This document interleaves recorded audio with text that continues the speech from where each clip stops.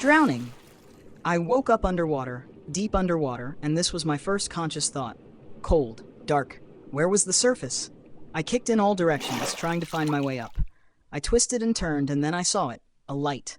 Dim, pale, and far away. Instinctively, I shot for it, and quickly noticed that the water around me was growing brighter. That had to be the surface, the sun.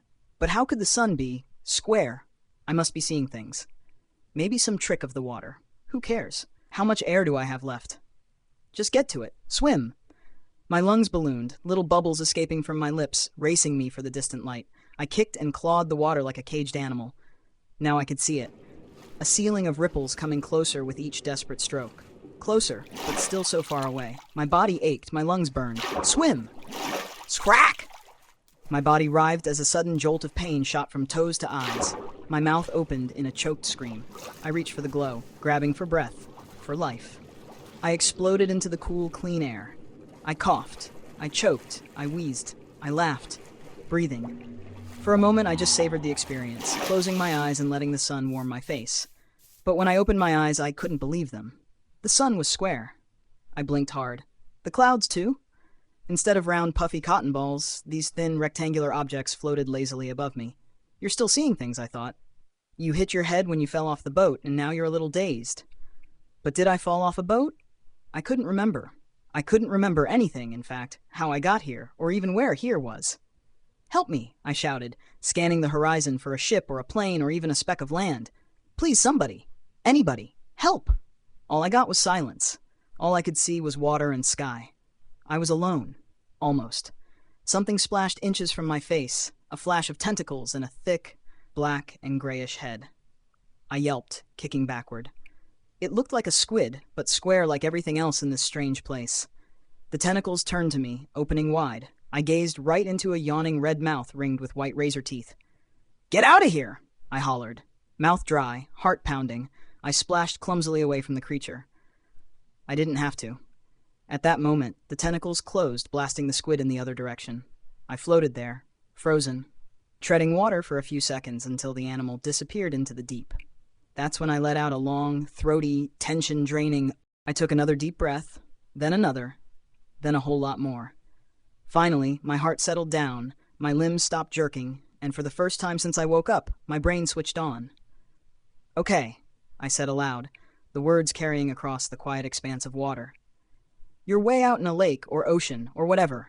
No one's coming to save you, and you can't tread water forever." I did a slow, 360-degree turn, hoping to see some thread of coastline I'd missed before. Nothing. In desperation, I tried one last scan of the sky. No planes, not even a thin white trail. What sky doesn't have those trails? One with a square sun and rectangle clouds. The clouds. I noticed they were all moving steadily in one direction, away from the rising sun. Due west. "As good as anywhere," I muttered, giving another deep sigh, and started swimming slowly west. It wasn't much to go on, but I figured the wind might help me along a little bit, or at least wouldn't slow me down. And if I went north or south, the breeze might slowly blow me in an arc, so I'd end up swimming in circles. I didn't know if that was really true. I still don't. I mean, come on, I'd just woken up, probably with some kind of massive head injury, at the bottom of an ocean, and was trying really, really hard not to end up back there. Just keep going, I told myself sternly, trying to focus on what lay ahead. I began to notice how peculiar my swimming felt. Not the usual rhythmic stroke and pause, but more like gliding across the water with my limbs trailing behind. Head injury, I thought, wincing inwardly at the potential seriousness of my condition. One positive observation stood out.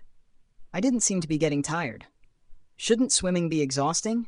Shouldn't my muscles be burning and giving out by now? Adrenaline, I reasoned aloud, trying not to dwell on the thought of that emergency reserve running dry.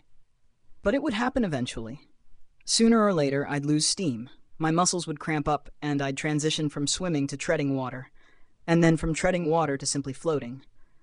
I imagined myself bobbing up and down, trying to conserve energy as the cold water seeped into my bones.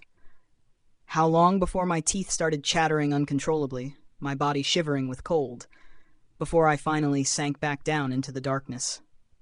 "Not yet," I blurted out suddenly, defiance ringing in my voice. "I'm not giving up yet." With renewed determination, I pushed forward, propelling myself through the strange cubist seascape, the square sun casting eerie shadows over the rectangular clouds above.